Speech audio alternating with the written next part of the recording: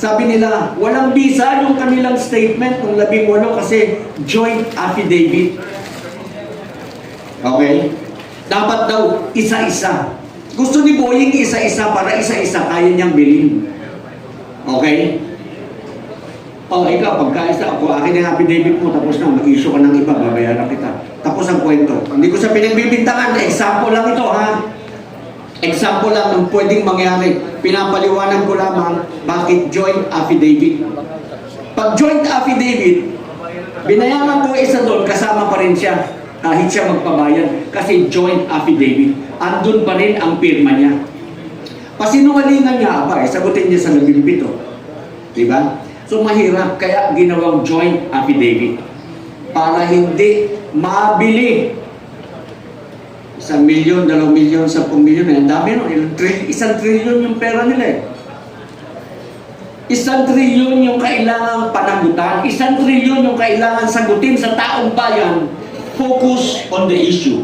Ang issue po dito sa ating mga usapin ngayon yung pananagutan. May mga tao pong pinangalanan. Bakit hindi yun ang hinahabol? Bakit yung ombudsman na dapat humahabol sa mga pinangalanan matataas na opisyal ay hindi hinahabol yung mga pinangalanan? Ang hinahabol yung mga naglalahad. Dapat po si ombudsman, tawagin niya lahat ng pinangalanan at protektahan niya. Itong 18, hindi yung 18 ang uusigin niya, hindi yung 18 ang sasabihin niya. Wala kayong kwenta mga sundalo dahil kayo discredited, kayo... Aba, si Senator Lacson sinabi, merong isa hindi naman mga dishonorable discharge yan. Yung isa reservist. Ano ngayon? That is not the issue. The issue, ladies and gentlemen, pagka ganyan, magkaisa-isa tayo, usigin natin ang usigin hanggang sa, ewan ko, wala na yatang hiya sa kanilang mga anak. I mean, can you face your child in the morning during breakfast? Kung ganyan ang paninindigan mo sa bayan at nadidinig naman. Magandang umaga po sa inyong lahat. Miyembro po ako ng AGCO. Pero kami po sa AGCO, nakapagsalita lang po ng konti. Marami pong exchanges ng ideas doon eh. Alam niyo na, mga retiradong general nandun.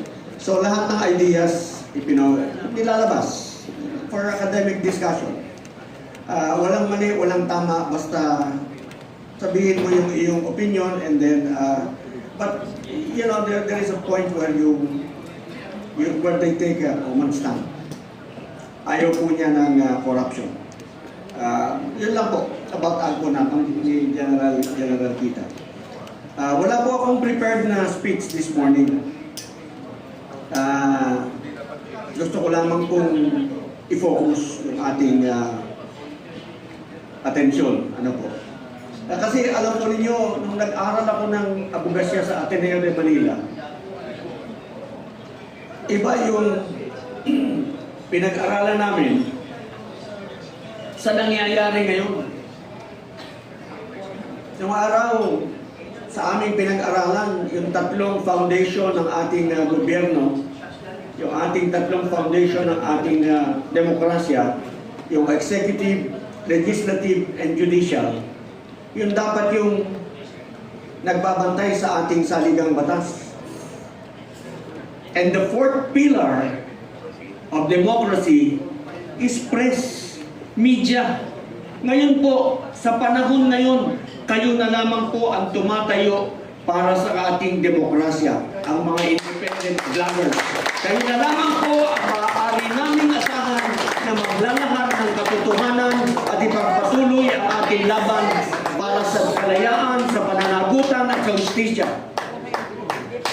Bago po ang lahat, pasalamat ako sa Duterte campaign team na nagbigay ng suporta sa atin dito.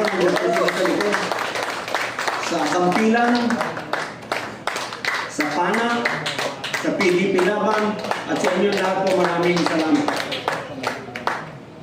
Kahapon po, alam po ninyo kaya ako nasabihan, nakakapagtaka, ngayon, ang nagsasabi ng totoo, ngayon ang nagsasabi ng nalalaman niya para sa pananagutan, para sa hustisya, yun ang inuusig ng batas.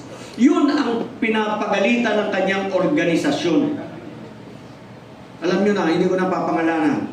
Pagka ikaw ay tumayo, arestado ka, hindi ka pwedeng magsalita. Pagka ikaw ay naglahad ng katotohanan, hahabulin ka, sisiraan ka sa media, i-discredit ka. Alam po ninyo, kahit batang musmus, pagka yan ay naka-witness ng isang bagay at yung kanyang na-witness ay kaya niyang ilahad sa korte, sa hukuman, yung pong batang musmus na yun ay credible witness. Hindi po siya madi-disqualify dahil lamang sa siya ay batang musmus. Let us take it to the extreme. I take this against advisement. Sabi sa akin, General, maging gender conscious ka. Pero I'm not being sexist, I'm not being ano. Ang sabi ko po kasi, na isang example ko, pagka dinidiscredit mo yung mga witnesses, katulad nitong ating mga 18, sabihin na natin 20 yan, sama na natin si Colonel Grijaldo ng pulis. 21 po yan. Pag dinidiscredit nila, kesyo, yung kay Gutesa, hindi raw tama ang pagnotaryo, ano man yun? Okay? Ito daw, 18, nag-awol, na-dismiss, dishonorable discharge. Ano ngayon? Yun namang pagkaka-dishonorable discharge, may kwento yan. At hindi lahat ng dishonorable discharge, dishonorable. Situational, you have to get into the bottom of it. But that, again, is not the issue. Merong dishonorable kasi naawol bakit naawol? Hindi po ako nakabalik agad pagkatapos ng aking leave dahil may sakit pa po ang nanay ko. Pagkatapos mo nung bumalik ang nanay ko, dinala ko yung anak ko sa ospital at kailangan ko rin pong bantayan. Di lagpas na yung time mo para ikaw ay mag-report. 5 days, 7 days, awol ka na. Hindi mo na nakasikaso kasi meron ka pang mga iba problema. Dishonorable ka na. Kasalanan ba niya yun? Yung ba derogatory, yung ba hindi, yung ba incriminating, hindi.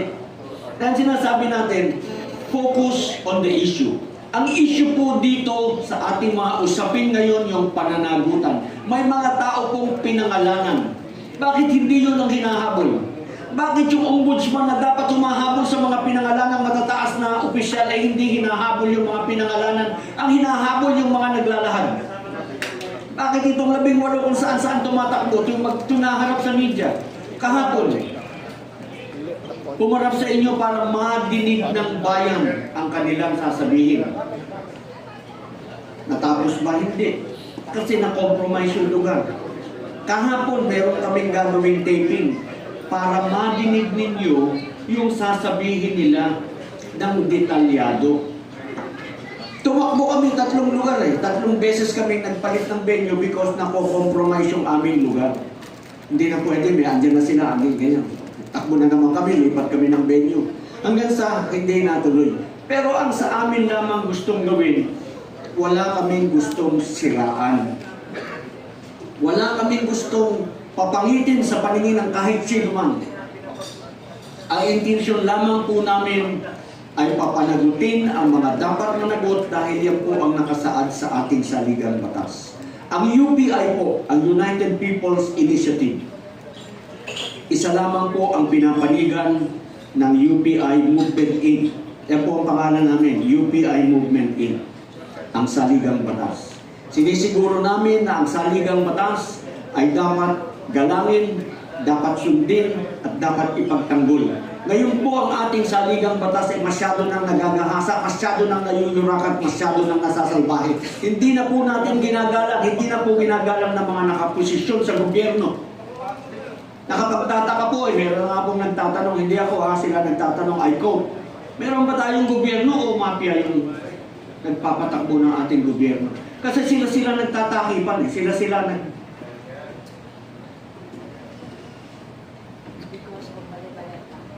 Saan pa po tatakbo ang ating mamamayan para sa katotohanan? Yung maliit na pamilya na namatayan.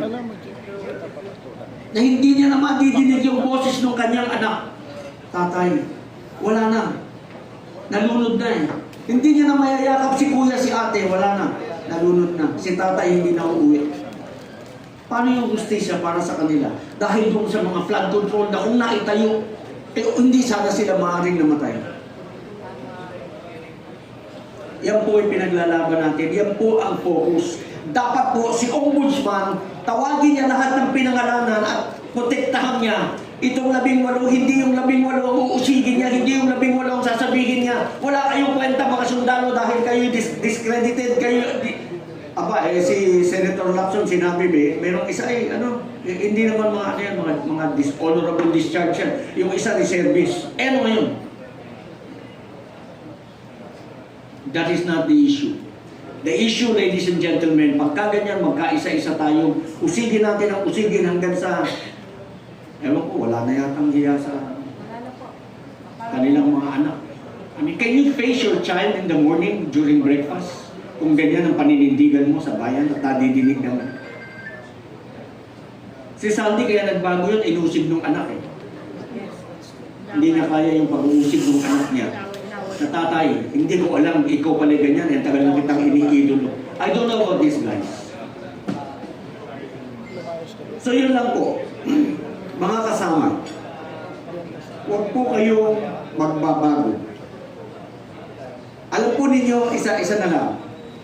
Sabi nila, walang visa yung kanilang statement ng 18 kasi joint affidavit. Okay? Dapat daw isa-isa. Gusto ni Boying isa-isa para isa-isa kaya niyang bilhin. Okay? Ikaw, pagka-isa ako, akin yung affidavit mo, tapos na, mag-issue ka ng iba, babayaran kita. Tapos ang kwento. Hindi ko sa pinagbibintangan, example lang ito, ha? Example lang ng pwedeng mangyari. Pinapaliwanag ko lamang bakit joint affidavit.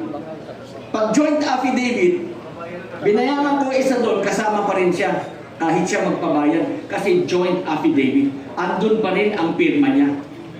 Pasinungalingan nga ba, sagutin niya sa 17. Diba? So mahirap, kaya ginawang joint affidavit. Para hindi mabili 1 milyon, 2 milyon, 10 milyon, ang dami no? 1 trilyon yung pera nila eh. 1 trilyon yung kailangang panagutan, 1 trilyon yung kailangan sagutin sa taong bayan na dapat sana yung paligid, lalo doon sa amin, sa Quezon City, sa District 2, gumanda sana ang paligid, gumanda sana ang buhay ng mga taga ron. Kung yung budget, kano ba budget doon sa District 2? 3.5 billion yata o 5.3 billion. Hindi ko na matandaan. Basta in the billion. Punta kayo sa Quezon City sa District 2, sa Commonwealth, sa Holy Spirit, sa Payatas, sa Bagong Silangan. Kung nagkaroon ng pagbabago despite that money that was allotted to the district. Huwag po kayong magbabago. Maraming salamat po. Magtulungan tayo. Labanan natin ang katiwalian. Magandang